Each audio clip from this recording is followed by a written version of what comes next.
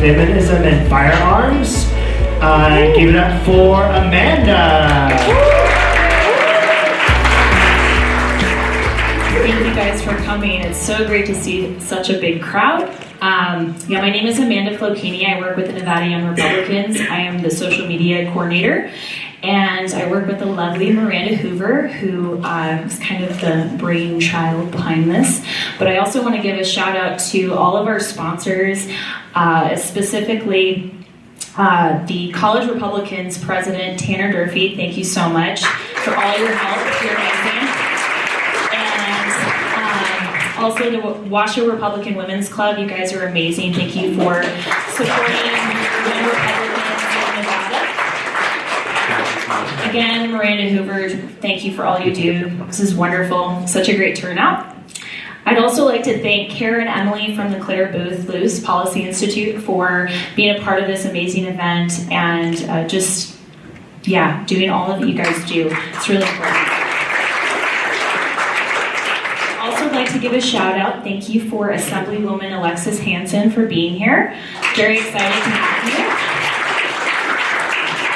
And again, our speakers, Antonia and Amanda. We're so excited to have them, and I think you guys you're in for a real treat. So I'd like to introduce Eve Littman. She's one of our student conservative activists. She's amazing. She works with Young Americans for Liberty. So give her a round of applause.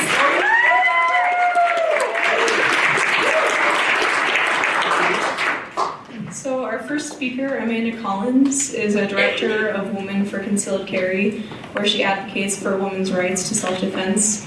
She's a graduate student of UNR right now, she was a graduate student where she has earned a bachelor's degree in secondary education and English.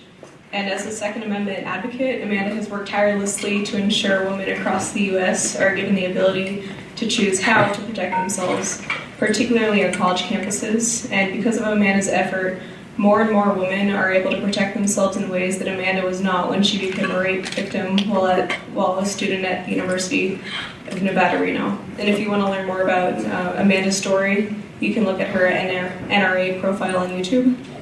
And our other speaker, Antonia Okafor, is one of the country's foremost advocates for concealed carry on campus. In 2015, she made a permanent mark on the Second Amendment community when she became the Southwest Regional Director for Students for Concealed Carry on Campus, where she advocated for the passing and successful implementation of the concealed carry on campus in Texas law known as concealed carry, or campus carry. The National Rifle Association, the NRA, took notice of her activism and had her star in one of their Freedom Safest Places commercials, a national campaign that highlights the diversity of NRA members. And she's a current graduate student at the University of Texas at Dallas, and she shows no signs of slowing down.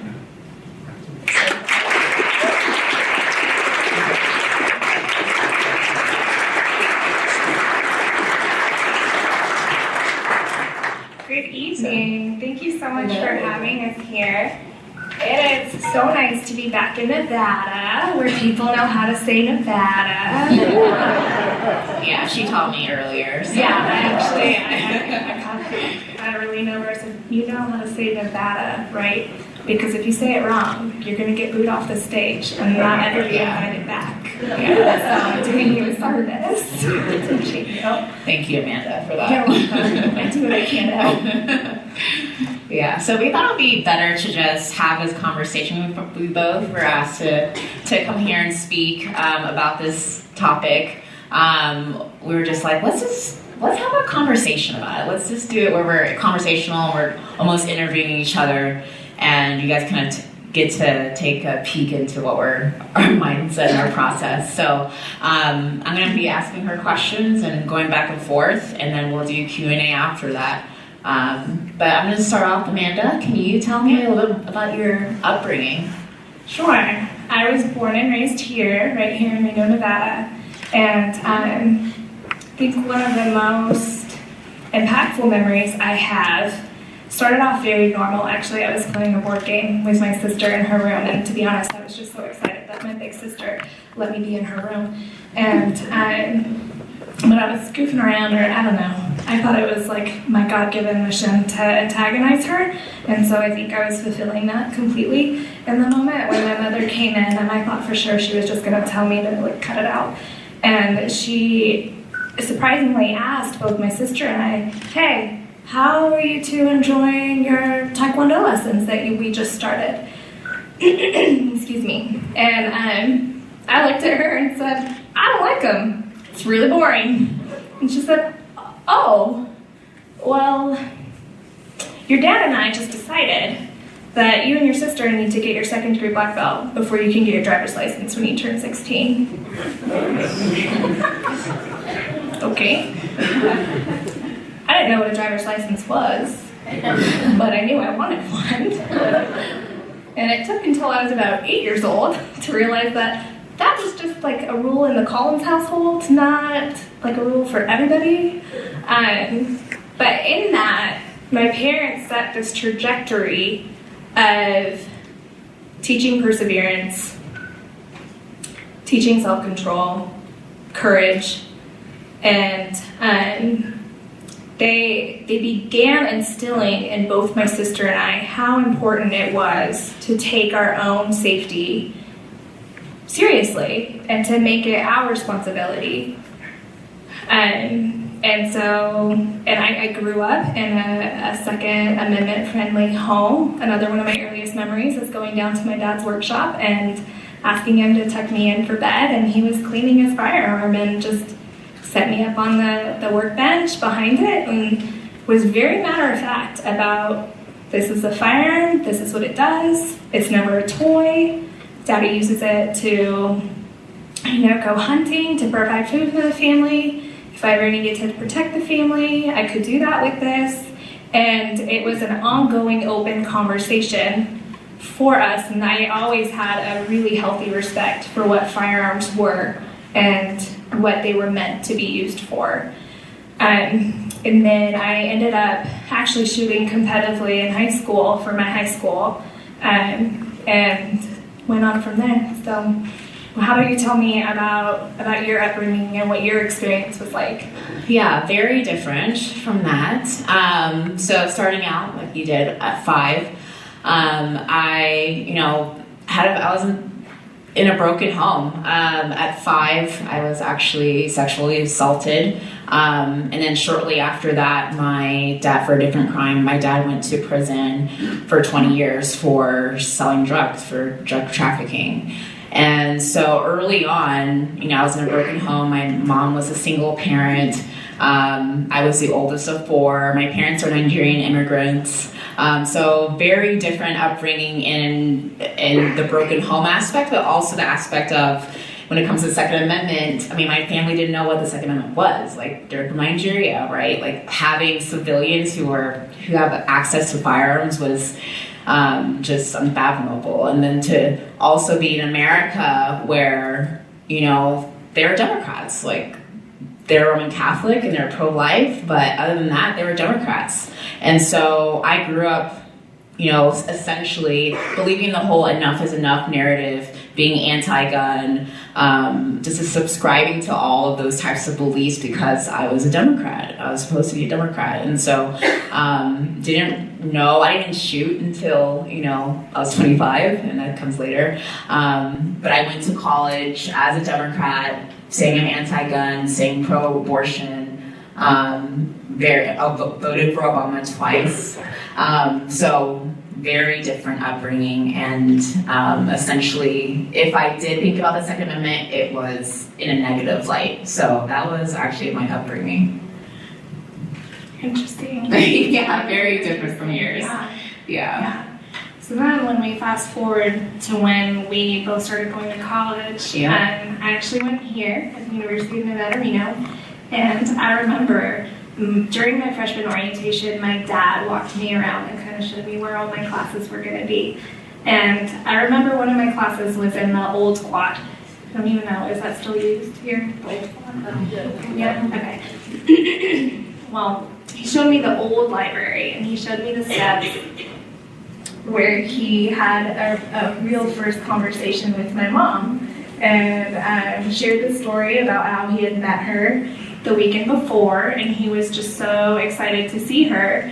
And it was just really neat. It was like seeing my dad back in college and seeing the twinkle in his eye that he had for my mom, and just how it like all started. And my family has a really long history and a really big alumni group that is from here. So I was really excited to be able to be partaking in that family tradition, and just felt, I don't know how to explain it. Like it was never an option going to college. It was an absolute for my family, and so it was like I had finally arrived to everything that my parents had been preparing me for growing up, and I finally made it, and I still took my own self-defense and very, very seriously. Was always very aware of my surroundings. And when I turned 22, I moved out of my sorority house and was living with some roommates. And so at that point, I knew that the one equalizing factor that I would have if I was ever met with an attacker much larger than me, which is not difficult for people to do, to be larger than me, would be a firearm. And so for my birthday, I asked my dad for my concealed carry permit. Consequently, my now husband and I took that class together on our 3-month anniversary of dating. And Goals. Yeah. The couples that get their concealed carry together stay together.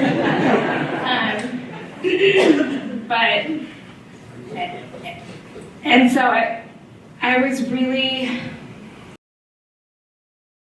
you do all these things for like risk reduction, right? My parents did. You look at how they raised their girls, and they did everything right. They equipped us with skills to be able to defend ourselves effectively. They gave us the ability further to choose how we wanted to defend our bodies.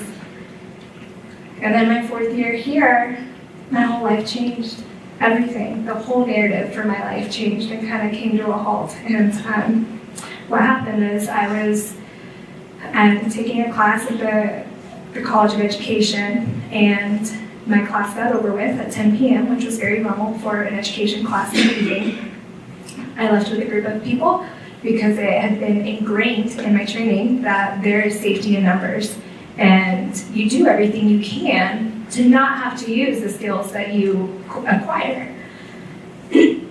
And so when we got to the parking garage where I had parked that night, because it was seemingly safer to park there than to have to walk across to off-campus parking by the cemetery, okay, you guys would know about the cemetery.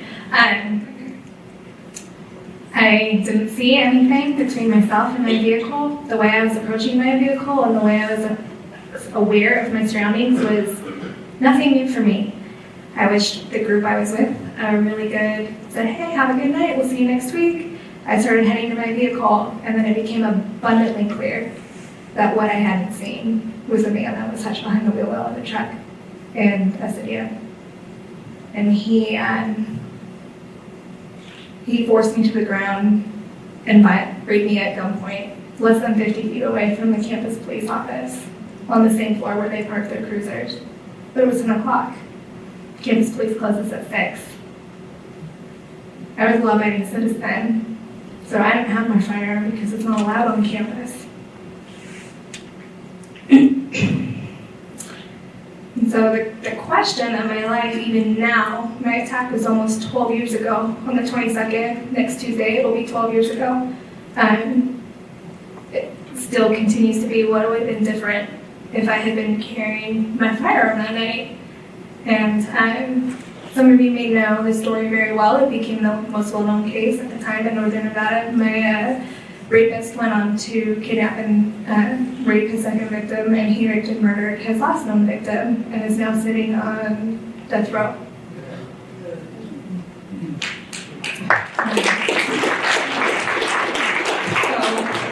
So, your college experience was that of kind of like a conversion for you as well? How about you? You talk about that. Yeah, college was definitely formative for me, and I think in a different way than most of, especially the conservatives here, know that most people are supposed to go to college and be like radical liberal Democrats, right? Like you're supposed to be that. That's what you're supposed to do. I kind of took the opposite approach, and I was already that when I went into college. Several things happened. One, when I turned 20, I became a born-again Christian. I became a believer. So that really, that really changed my viewpoint and my mindset in a lot of things. And the reason why I brought up what happened to me when I was 5 is really always to show my mindset of why I did the things that I did and what I gravitated to when I was in college, why I was gravitating towards modern feminism and, progressivism and, things like that we're supposed to, the world tells you is supposed to empower you and is supposed to, as a woman, that's what you're supposed to seek. You're supposed to seek abortion because, abortion is, important to you. You're going to have a life of your own. You can't, you sacrifice that child for your own life. And that's what the feminist movement is about, right? No, it's not. But that's what you believe at that time. And so there were so many other things that I was radical feminist, and I would teach feminism to inner city girls. Again, because it was this journey from 5 years old to what I was at that point of trying to get that power that I lost when I was 5 and trying to get that power back. And unfortunately going into places that was just false empowerment. And so when I was saved, God just really radically just shed a lot of those viewpoints that I had.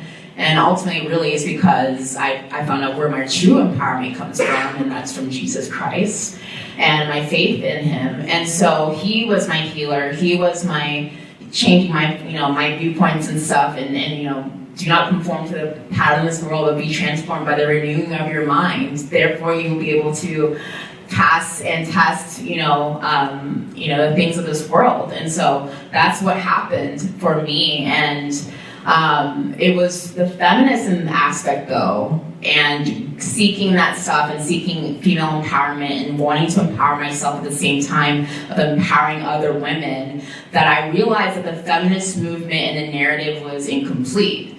That if the feminist movement talks about, bodily autonomy and that I own my own body and I should, be able to do what I want with my own body, then why is it that the gun rights movement wasn't part of it? Why don't I have the ability to choose, right? I'm going to be able the right to choose. Why don't I have the right to choose how to defend myself? Isn't that true female empowerment? Isn't that, really taking safety into my own hands, something that should encourage more feminists and should be something that feminists encourage? And so I started to see a lot of the fallacies in the feminist movement, particularly with the gun rights issue.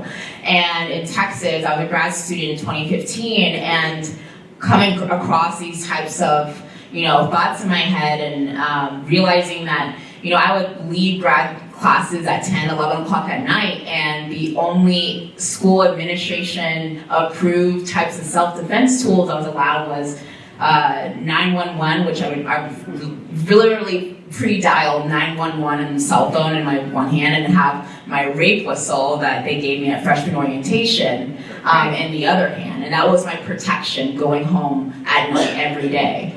And so, Amanda, you want to talk about your experience with that? Yeah, so when, with my case, Breonna Dennison was missing for several weeks. And once her body was found, this man was still at large. And terror was all over our community because we didn't know what was going on. I didn't know where he was. I didn't know if he was still watching me. The way I was taken, the way with my patterns, they speculated that he watched me for a couple weeks before he acted. And so my dad wrote a letter to the president of the university pleading with him to use the right to grant me permission to use my concealed carry permit on campus, as was outlined in his ability in the Nevada law. To this day, to my knowledge, I am the only person that has had that granted to me. It took a semester. It took an entire semester, and it came with several stipulations. One of which being, if I was to ever share that, it would be null and void. So while Brianna Dennison was missing, they handed up these. Because this is more dignifying, and this is more effective and empowering than allowing us to choose how we want to participate in our own self-defense. So this is what I was given to walk around campus with, as I was terrified whether or not my attacker was watching me, or going to come out and get me, or even kill me, because I provided the police with a sketch that circulated the community. So this, I'm going to blow it for you, it's not that effective.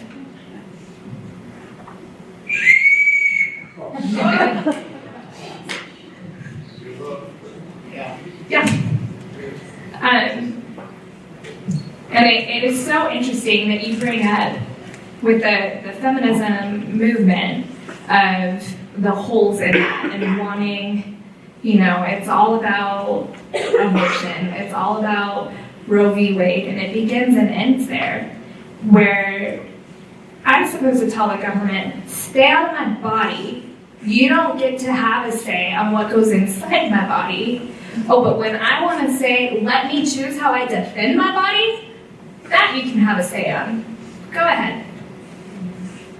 And invite that in. And I think that there's this misconception that conservative, those of us who are for concealed carry, are saying everybody should carry, right? Like that's what everybody should choose. But no, if we're really pro-choice, then we're all for people choosing how they want to defend themselves. If it's not for you, great. Don't carry. That's fine. But move out of the way while I choose that I want to.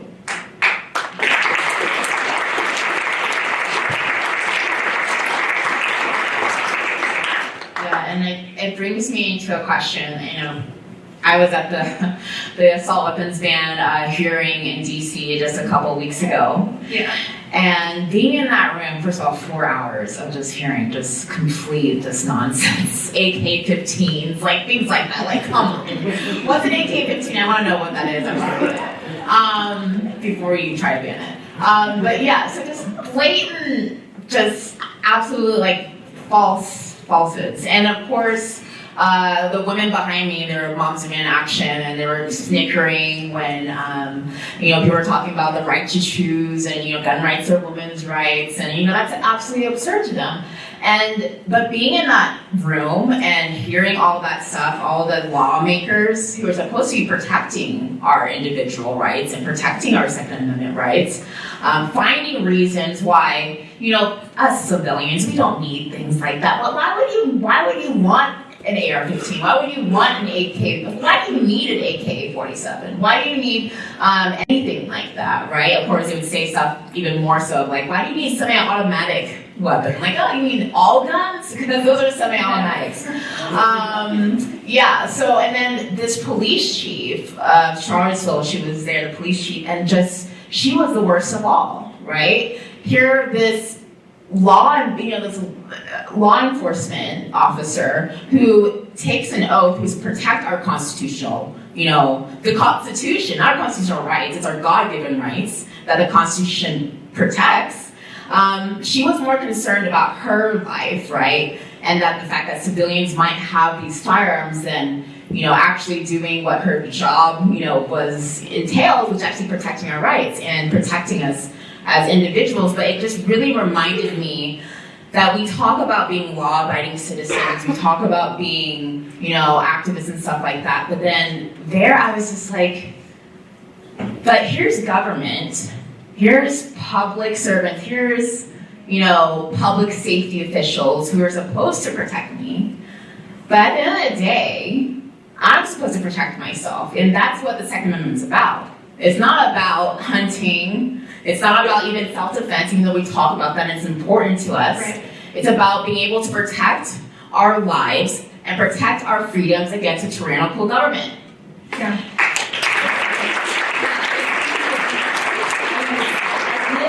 Now I'm very close to DC. I'm currently a stay-at-home mom who homeschools our children, and so I was unable to go to the hearing, but I had it on in the background, and I heard that question, and I yelled.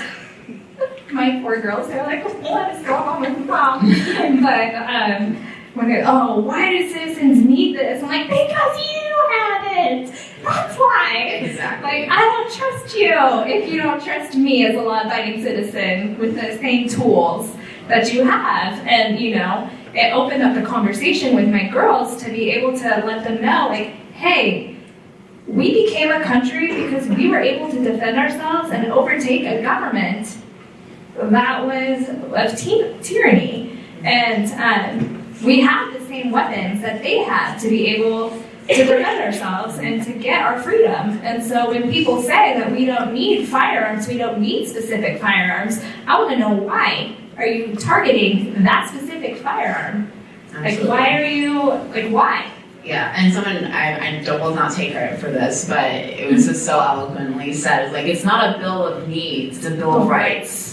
Okay? Yes, absolutely. So good.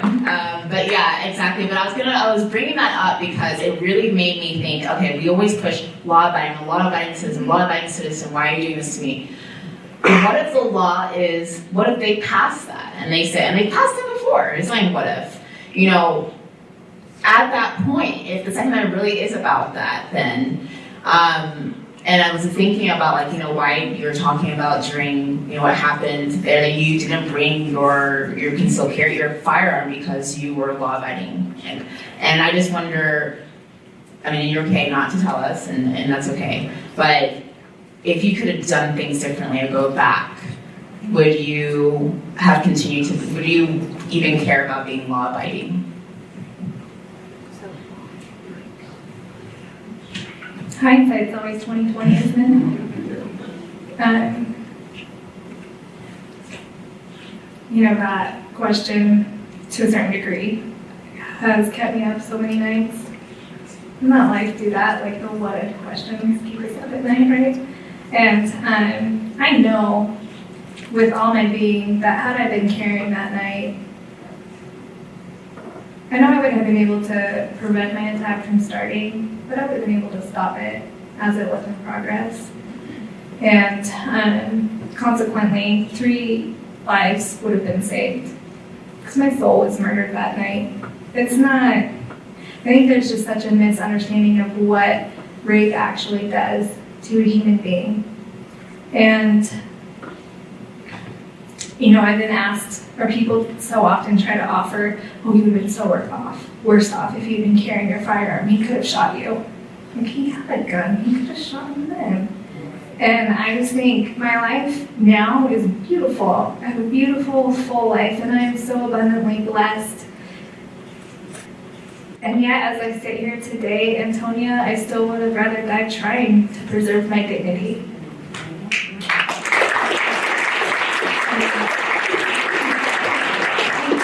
That is really important to consider as well, is that as a law-abiding citizen, or hadn't I been carrying that night, I stood to lose a whole lot more than what my attacker did. But think about this. If I had been carrying illegally, I would have faced jail time, a felony, losing my right to carry, been expelled from school. My whole future that I was working for would have been taken from me if I had broken the law. Do you want to know what my attacker, James Viola got for having a gun where he shouldn't have? A 1-year enhancement charge. There's something wrong with that. So it's not so much if I would have broken the law, it's let's change the laws so that criminals get a harsher punishment and have more to lose than the law-abiding citizens do.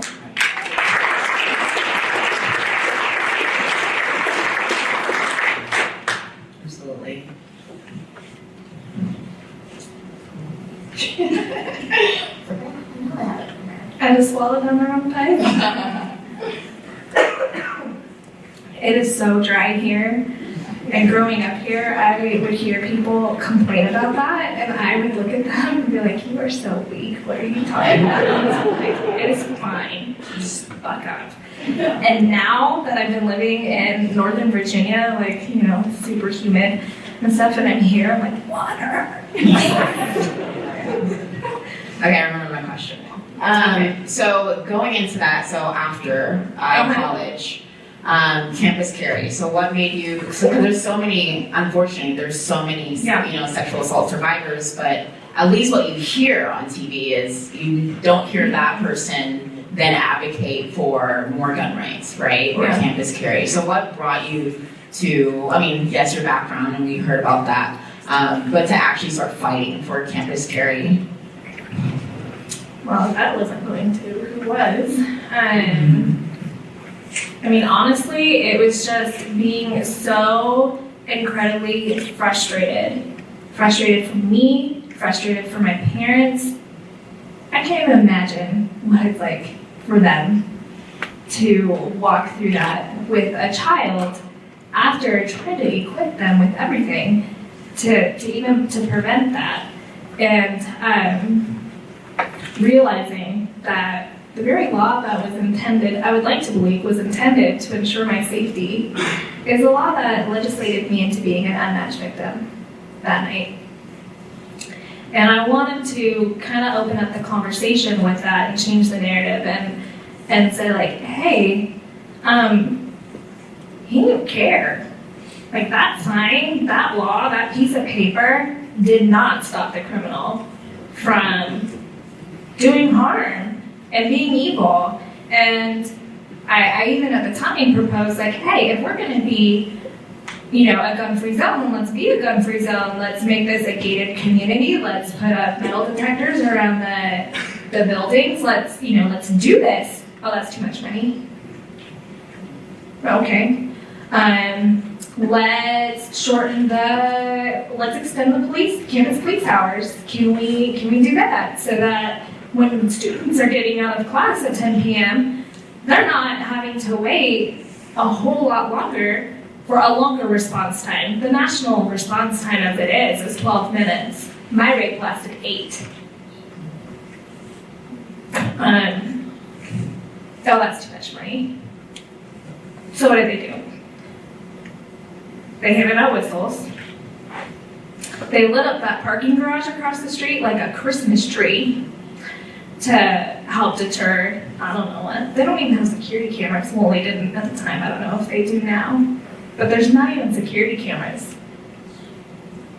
So it was really just wanting to prevent anybody from having my story. No one should have to have my story. And no one should have to wait to have my story for their right to carry, to protect themselves, to be granted. This isn't, I'm so tired of this being a politically driven issue. It's not Republican, it's not Democrat, it is American. And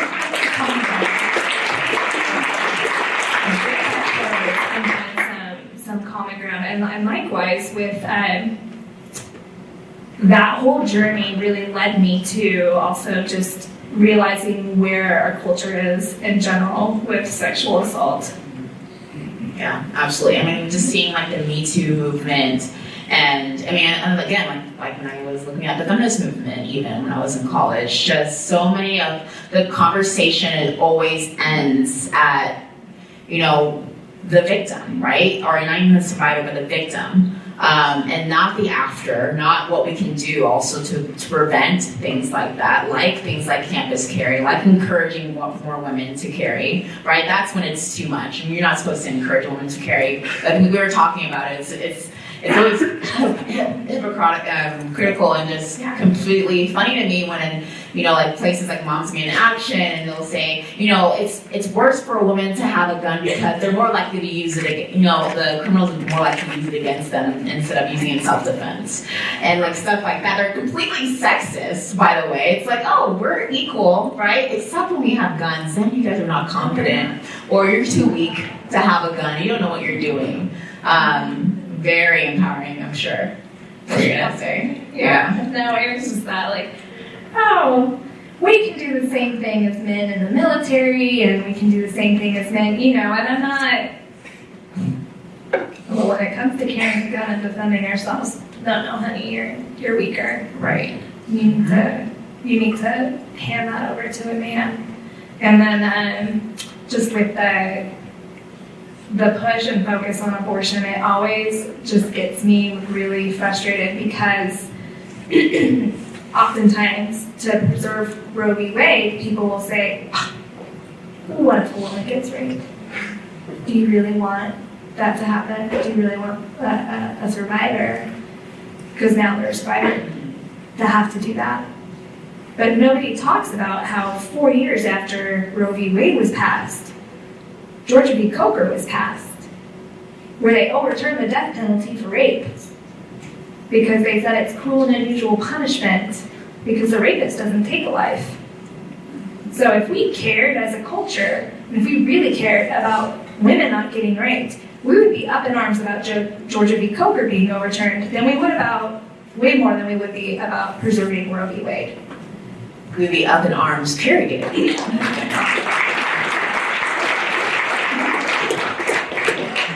don't even intend to do that. I know, all the puns that come with it, it's really easy.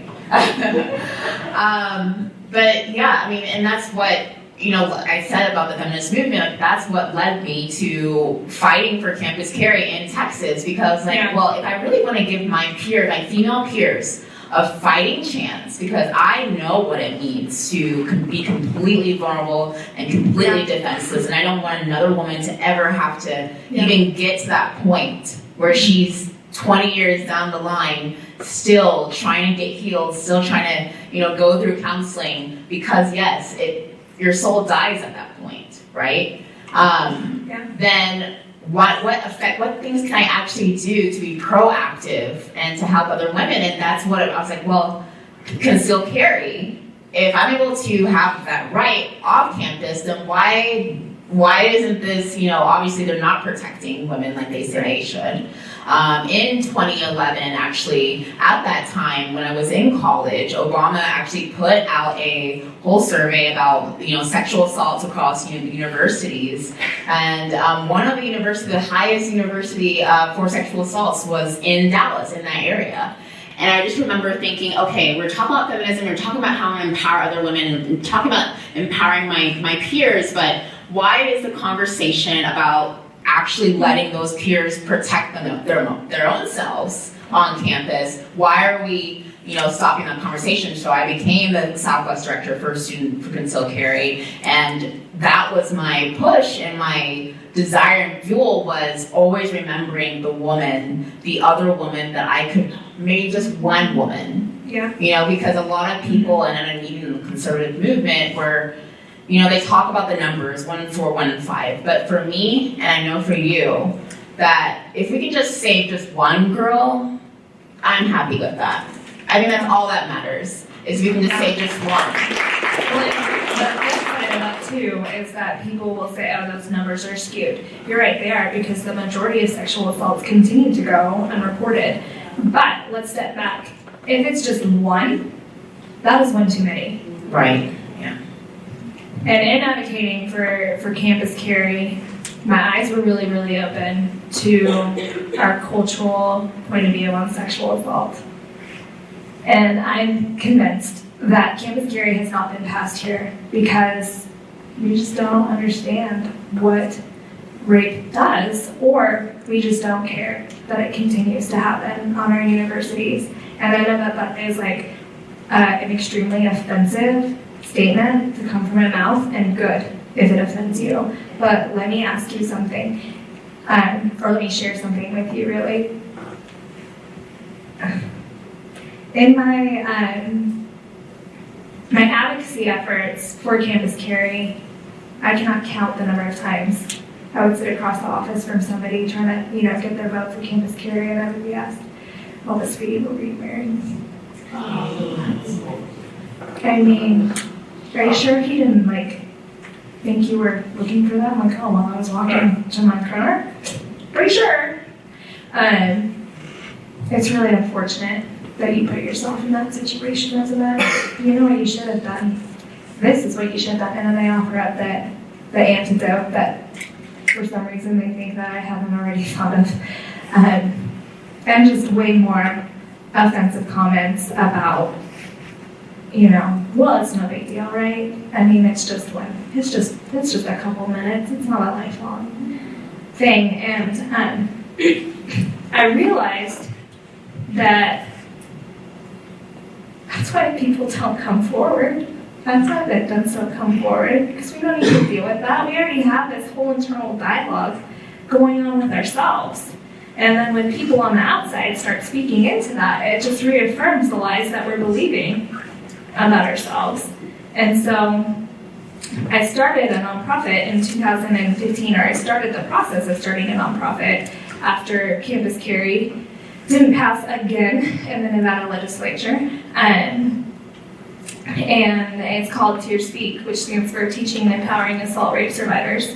And it's geared at educating society about the silent tears that we cry and we weep, and to give a voice and a platform to survivors to be able to say, like, this happened to me, but that's not the end point in my life. Like, that's not what's going to define my life or have the final say in my life, because the empowering part for me is equipping women. And I know that men get raped as well, but I don't speak on that because I don't have that perspective. But encouraging women to be able to reclaim the full life that they're intended to live before somebody murdered their soul. Because the enemy comes to steal, kill, and destroy. He will come to steal your life, destroy your soul, and kill all your relationships too. And I think a lot of times our loved ones are the forgotten collateral damage. And so it's also, like, my Tear Speak is also about bringing in support for the families. I mentioned at the time that I got my concealed carry permit that my boyfriend and I had been dating for 3 years. He's now my husband. We've been married for 11.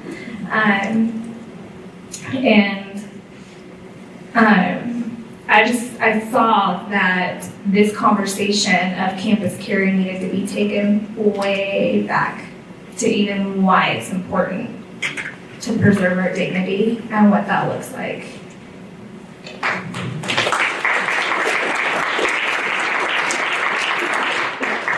Yeah, and then after the whole thing with passing and, with Texas campus carry, for me, it had always been, like I said, about the female empowerment aspect of it, and unfortunately, there wasn't representation. There weren't people like me really out there talking about campus carry as much as I would like, and finding out how hard it was for especially young women on campus to get on board, whether they're Republican or Democrat.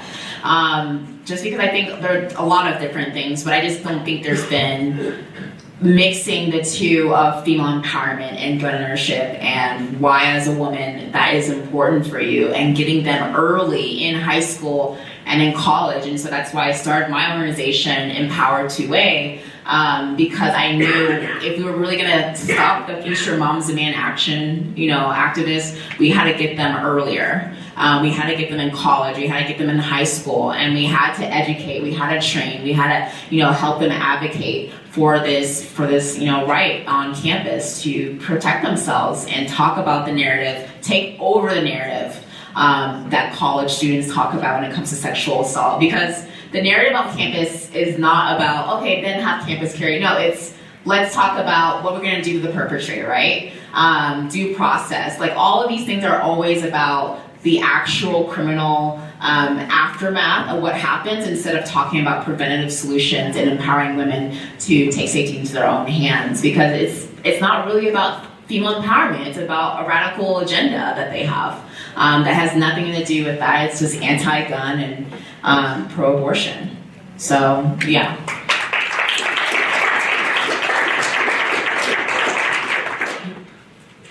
I I think unless there's anything else, I mean, No, we can open up for Q&A. yeah, we're gonna open up to people who have questions. Yes, sir. Oh, yeah. Yeah. Oh, this gentleman up here asked if I had counseling after the event. And my answer is, oh yeah. I had a lot of couch time. A lot of couch time. And I think that is so important for that service to be provided to survivors, for sure. Yes. How many states do you have?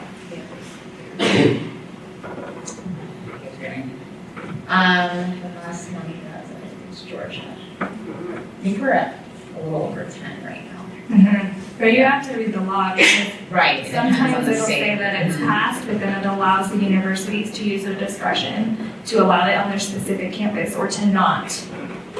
Right. So, like, for example, in Tennessee, they have campus carry, but it's actually only staff and faculty members who are really allowed to carry.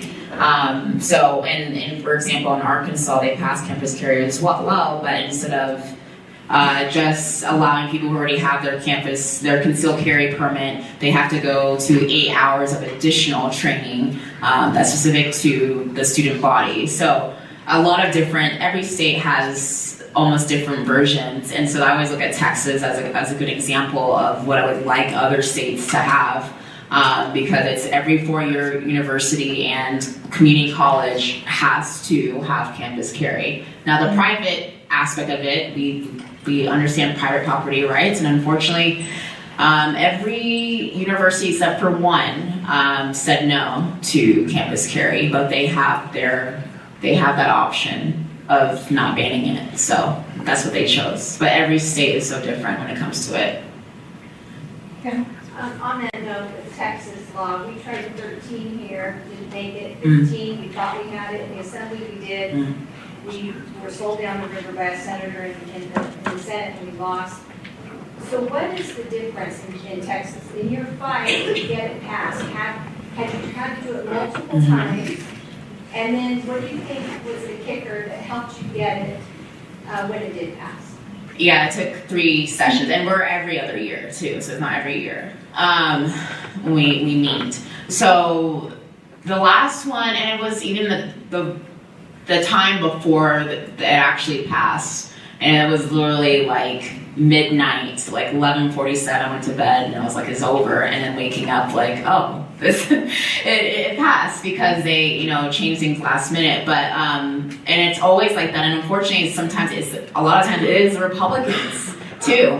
Yeah, like you said, selling on the river, same thing has been happening in Florida. It's been Republicans who have said no, unfortunately, even when they have control. And so part of that is why you have to, I'm not saying jerk, but you have to tell people what's going on.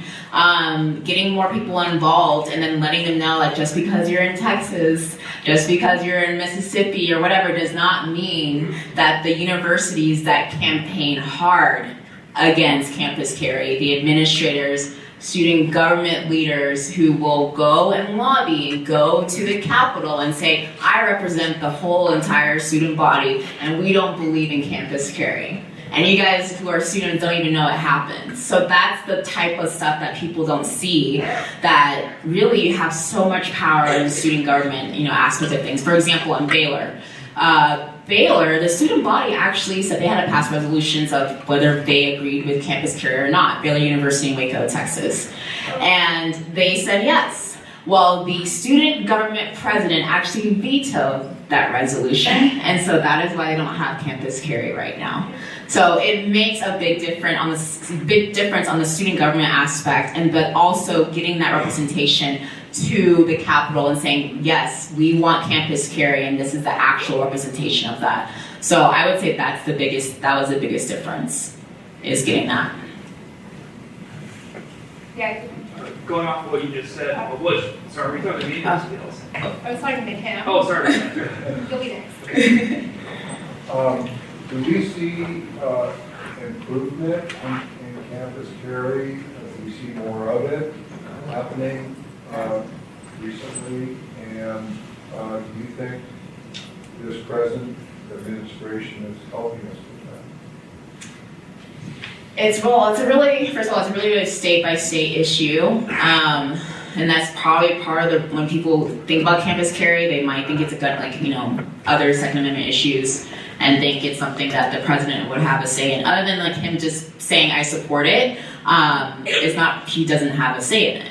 It's state by state, which I would still take President Trump saying, I support campus carry. That would be great for the movement. But again, it's this perception of people thinking that in these states that try to push it, I'm sure you think New York, okay, they're not going to push it, you don't think about that. But when you're like looking at Mississippi or Oklahoma that's tried several times and they continue not to push it or get it passed, is because they can get away with it, and they do. Florida, for example, does the same thing every year. So really it's a grassroots movement, and it has to be a student, the students have to be the face of it for those representatives to really believe that that's what the students want. Otherwise, all they're looking at is the administrators who clearly do not think that we should have our Second Amendment rights, our self-defense rights. And people think it's a gun issue. In Massachusetts, for public universities, you're not allowed to even have pepper spray. It's considered a dangerous weapon. Yeah, pepper spray. So it's not a gun issue, it's a self-defense issue. And they want you, though, it's a nanny state, right? They want you to depend on them. And so whatever they can do to make you depend on them and not yourself is good for them.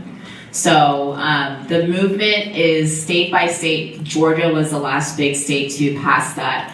And we're waiting for the other ones, so yeah. So what can students at UNR do to promote campus carry or try to get it passed at UNR? Yeah, so when is your next, we're trying to figure out, when is your next legislative session? You guys just have one? Yeah. 21. Okay. You guys need to, first I would have like a campus carry day or something, write letters to your representatives, right? They want to see that. Letters and phone calls, people don't understand the importance of that. That makes a huge difference, even on the national level. But then you guys on those lobby days, because student government especially is going to go over there and they're going to lobby, you guys need to be there and organize, be together in numbers and be there saying, we support campus carry and we're watching you, Republican, if you decide not to pass it, and you're gonna have to answer to me. So you just need to be there and be in numbers. Yeah. I lost my train of thought. I'm sorry. It's a lot later for me. East Coast time. But I would say too, know who you're voting into office. Yeah. Do your research. Go to, during the last presidential election, we were living in Iowa. So I took advantage of going to go see all of the candidates speak. And at the end, I would ask them, hey, what do you think the war on women is? And I'd wait for their answer. And if I didn't like their answer, I didn't vote for them. Because the war on women is that women continue to get raped. Like it's not, or like some form of that, or I'd ask them too, hey, where do you stand on the Second Amendment? Oh, I'm for it. Can you define that for me? What does that look like for you? What does for the Second Amendment mean? And if they couldn't give me a clear-cut answer, then that was enough for me to know. So if you can't tell me standing face-to-face what you believe and what you're going to stand for, yeah, and I think too, like taking the time to go into your representative's office if you can, to set up an appointment and give them a face of like, hey, I'm a student at UNR. This is, these are my hopes and my dreams. This is my aspirations. And this is why I want to carry. This is why it's important to me. And just kind of changing the face of that, because I think sometimes the narrative gets hijacked by different political movements.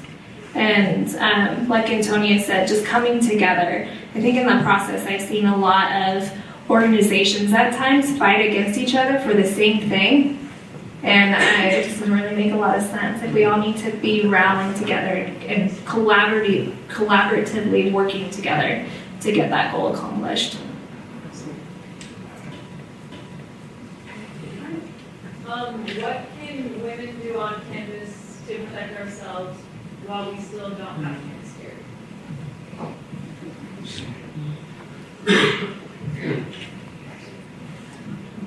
Yeah, I get bigger myself. Tasers aren't allowed on campus. Someone said taser, those aren't allowed. I would say it's all about risk reduction, right? Like, it's all about being aware of your surroundings. It's about looking out for each other, going in groups. Like, I don't want to say like, oh, everything I did, because obviously at the end of the day it didn't work, because but I reduced my risk. I don't know how many times or how many other situations I prevented myself from getting into just by being aware of my surroundings. And I think just having a voice and saying, hey, I want to maintain my story of not being a survivor of rape. Can you please allow me to do that and choose how I want to protect my body? And to continue to protect yourself too, just, I mean, it makes me so mad that I see things that the universities put out about like what to do, you know, like just the most repulsive, revolting things. But then another conversation that just doesn't really happen is, if it happens, what do you do? Where do you go? You need to get yourself to the ER and file a report or call the police, and it's incredibly difficult. And I didn't do it initially. That's like a whole nother story and backstory. But a part of that was that it just wasn't second nature to me. Like, knowing what I needed to do to be able to react after the fact was, I didn't know that I needed to go to the hospital. All I knew is that I didn't want my body to be a crime scene. And so I think that if more women are encouraged and empowered to be able to do that, then criminals would know that they're not going to continue to get away with it as well. And understanding that you're not alone. Like, my story, I so wish it was uncommon. I really, really wish that it was an anomaly, but it's not. It's not. It's uncommon because I'm talking about it. It's uncommon because I didn't know my attacker. And it's uncommon because my attacker is never going to walk the streets again. It shouldn't be uncommon for those reasons. It should not be uncommon for the last reason in particular. A couple angles that maybe I'm really worried about. Is there no culpability, liability on the university itself for this?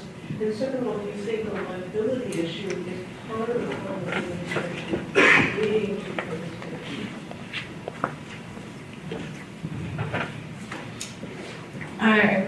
this? So I can say in my case there was no liability on the university's standpoint. I didn't even pursue or look at potentially suing them. At the time, I just really wanted to preserve my anonymity, and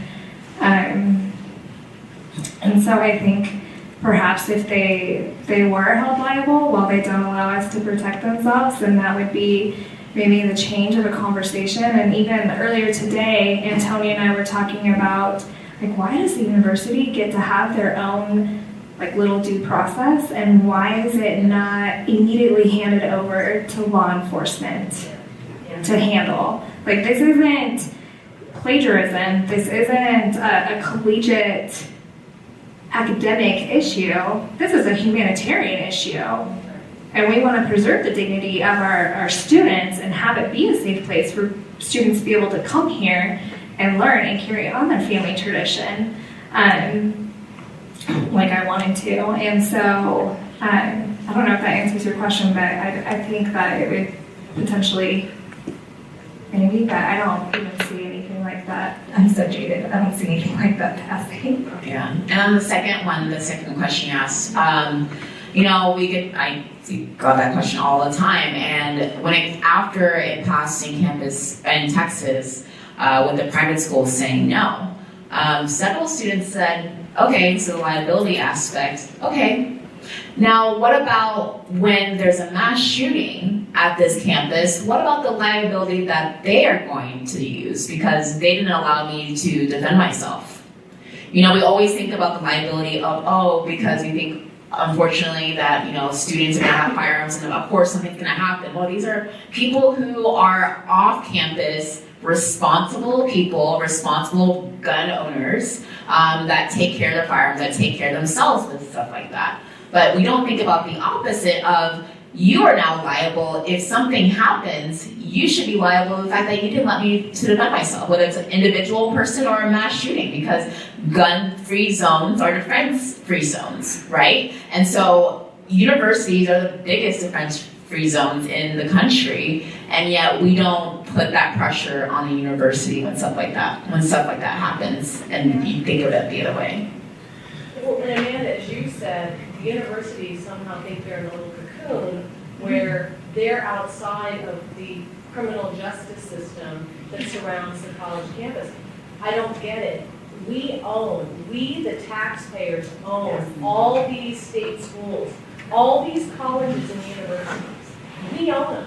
So it boggles my mind that nobody seems to step up and say, you aren't going to tell us.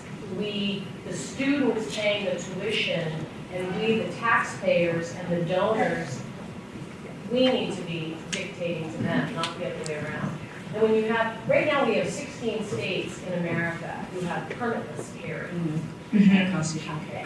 Yeah, and constitutional carry, exactly. Kentucky being the last one that's, just signed when Governor Bevin was elected. And it seems so odd to me in those situations too, why it wouldn't automatically have campus carry. But again, these are state schools and universities. Mm-hmm. Yeah, I think you bring up such a good point too about as students, you need to put pressure on the board too of the school and say, no more. Like, you're supposed to be representing me and you're not. So, and just doing the same thing they do in the state legislature for that as well. Absolutely. Yes. Since the majority of schools don't allow you to carry, do they have sources for you to learn self-defense?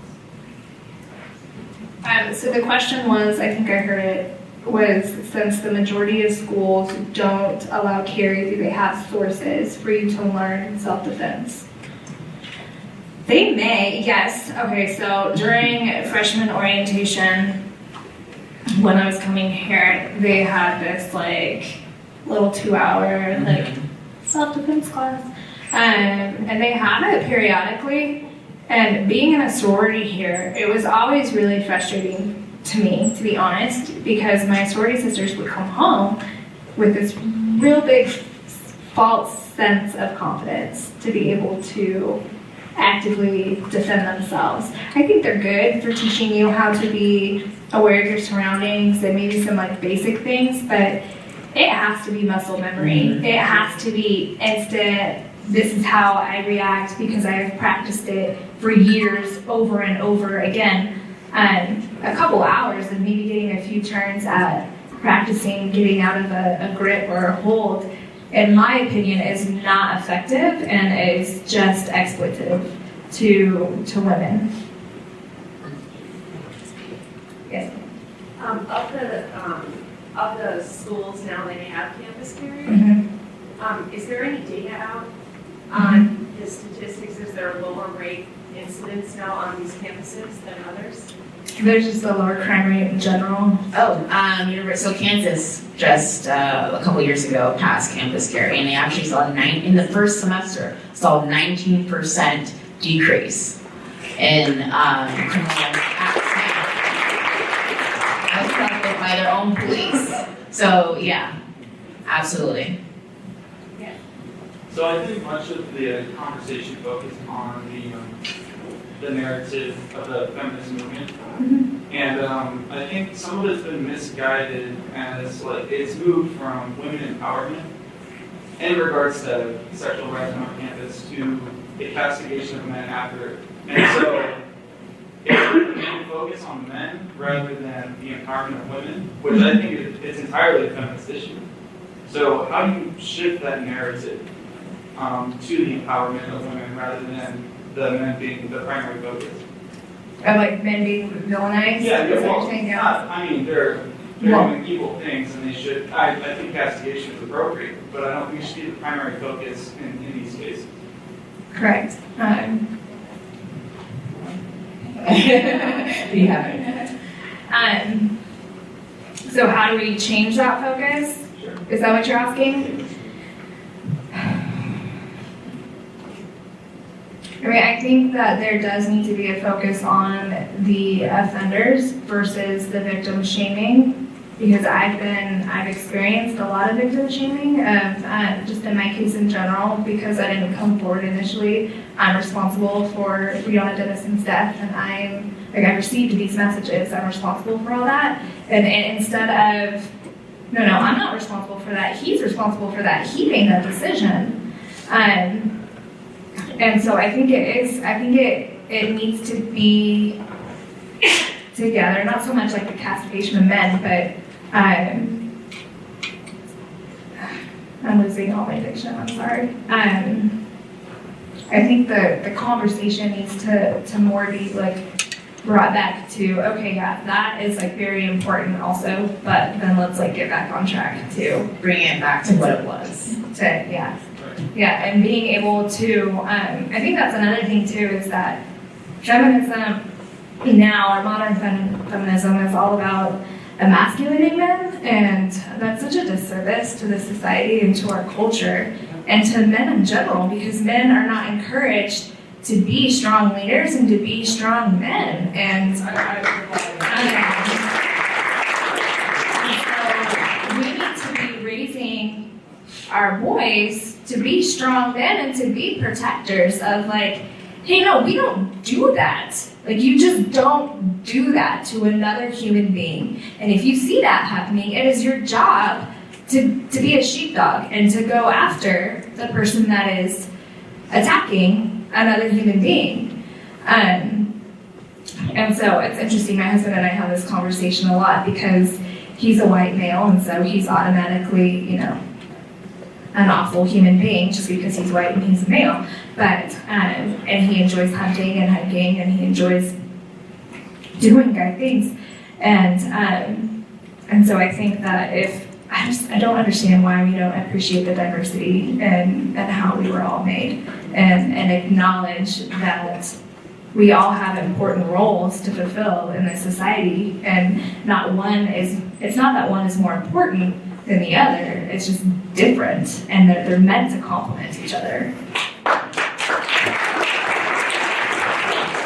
part of it too is that, so even the Feminine Mystique, which is like considered one of the Bibles, right, for the feminist movement, particularly the second wave, and even at the end, the author talks about how a radical faction of the feminist movement, New York, of course. Sorry, New Yorkers. But yeah, a radical faction of the feminist movement took over and made it anti-men. And how she was even pleading, this woman who was one of the co-founders of the League of Women Voters, right? She was even saying, like, no, we need to bring it back to what it was. And I always want to encourage conservative women, because it was like, oh, conservative feminism is not a thing.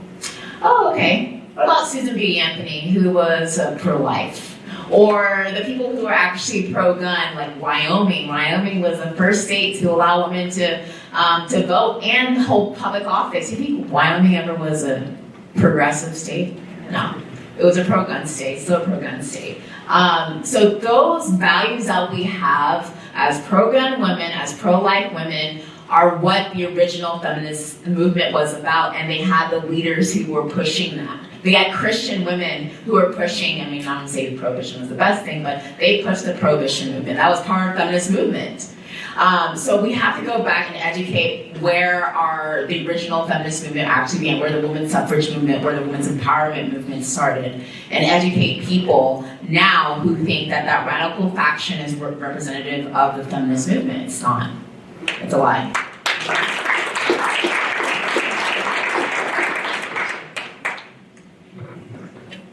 Yes. So you mentioned pepper spray earlier.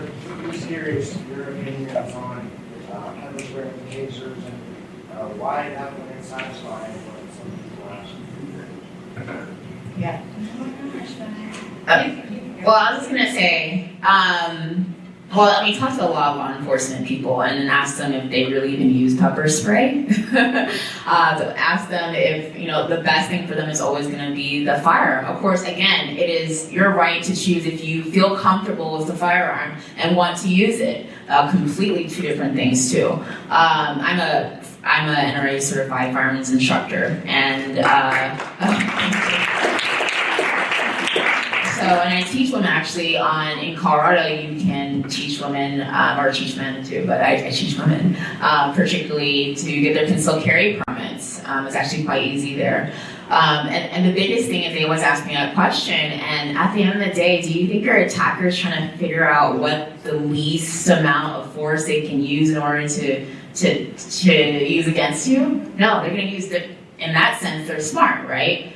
And so why would I encourage you, right, if you're comfortable with using that, to go with any amount of force that's less than what's typically used with a criminal? So. Yeah, and with that pepper spray, I had a can of pepper spray accidentally go off. It was not pleasant, and the effects are wide-reaching.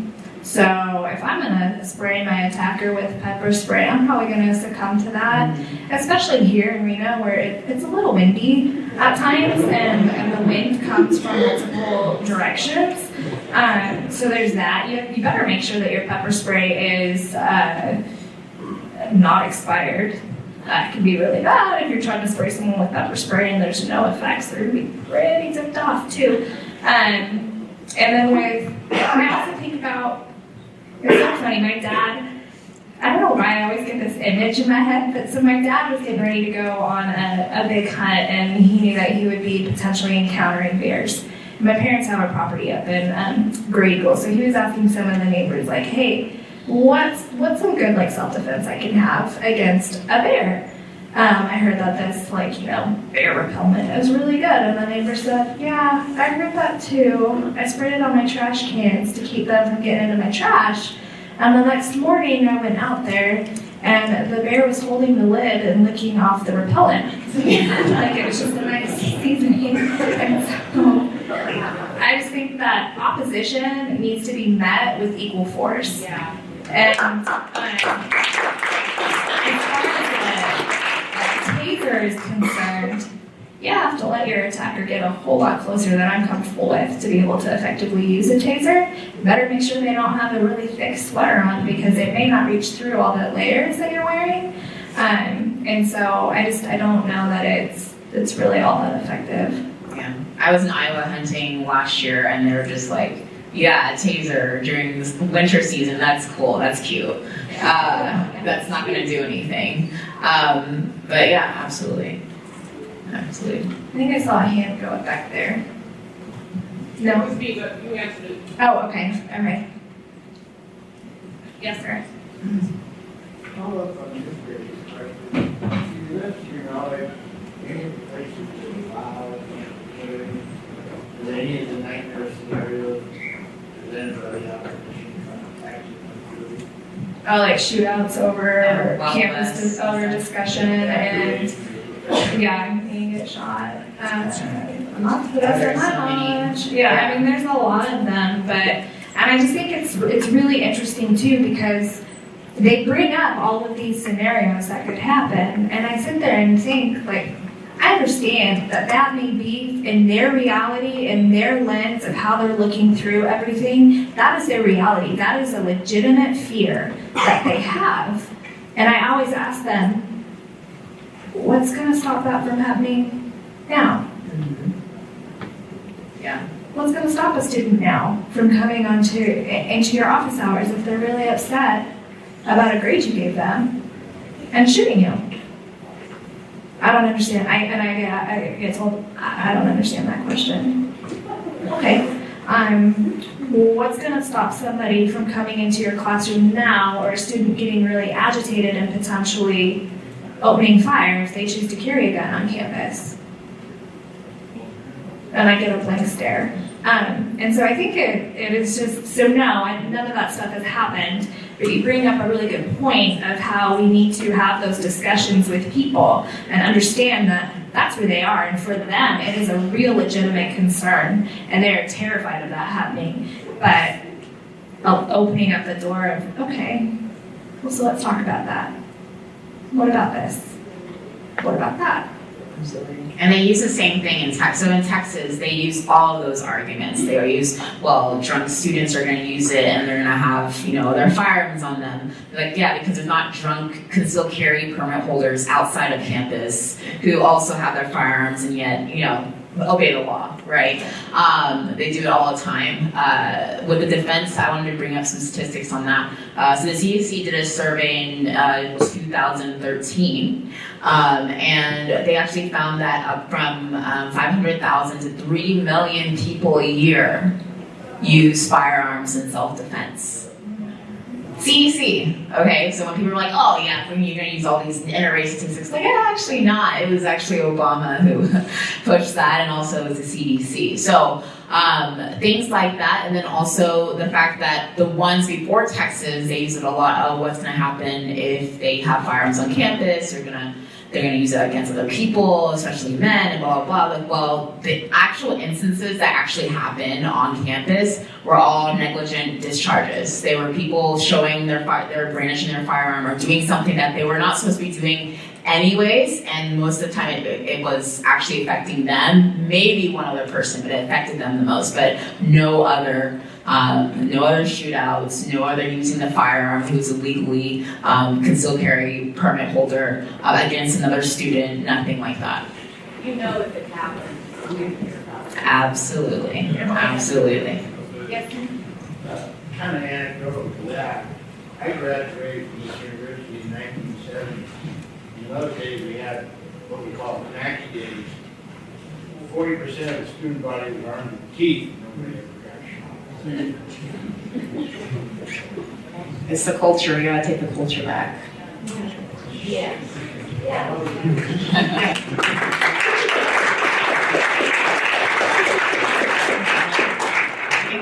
On that note, I think we're gonna end our conversation. One more. Oh, one more conversation? Yeah, so one more Oh, question. okay. Sorry. Any last questions? No pressure. All right. Oh, no, now I have to choose. Oh. No, I wasn't, oh no, there's another question. It was, oh no, now I have to choose. Which one do I do? All they do. No, I had to end it. It's your fault. So it's on you. You guys decide. So, just to kind of play devil's advocate, I've heard this kind of criticism a lot. It's kind of interesting because it's a very good one to have. Wouldn't the better way to go, rather than just have campus carry be like as a law, would be just to get rid of the culture that has that situation begin?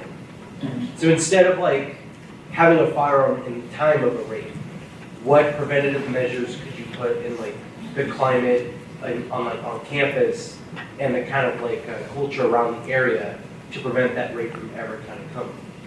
I think we've been trying to do that for several years, and how's that working? I just don't understand why they have to be mutually exclusive. Why can't we do both? And I think also, unfortunately, a lot of those people, I mean, that's why I said that I changed my views after I became a born-again Christian, is because when you realize that it is human nature, that we're sinners, And we're gonna, Yeah, regardless of the absolutely. culture, and regardless of the Yeah. laws, people are going to continue to sin. Then that is why we have to defend the Yeah. people who are going to protect themselves and protect other people. Yeah, we live in a broken, fallen world. So Right. there's always going to, unfortunately, be people that are bent on doing evil. Oh. Thank you, Bradley.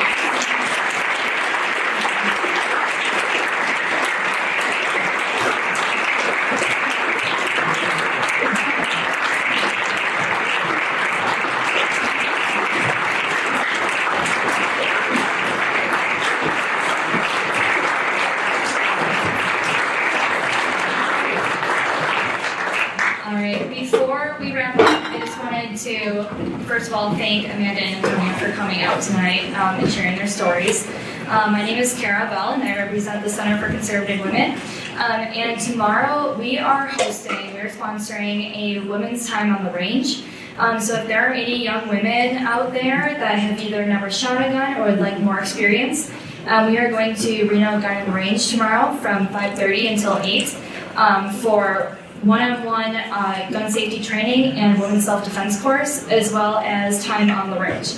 And it is completely free, and you'll have your experience with multiple different firearms as well. So if you're interested, please come to me after, or Emily in the back, raising her hand, and let us know. We have spots for 8, and we'd love the class to be packed. Everyone's really excited for us to be there tomorrow.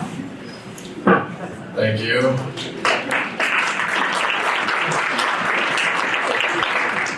My name is Tanner Durfee. I'm the president of the College Republicans here at the university.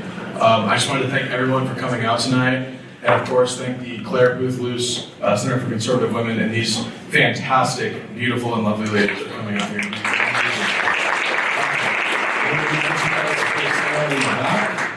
And feel free to catch up with us out there. I'm sure they'll be happy to answer any questions you forgot. So maybe not, but feel free to talk to them.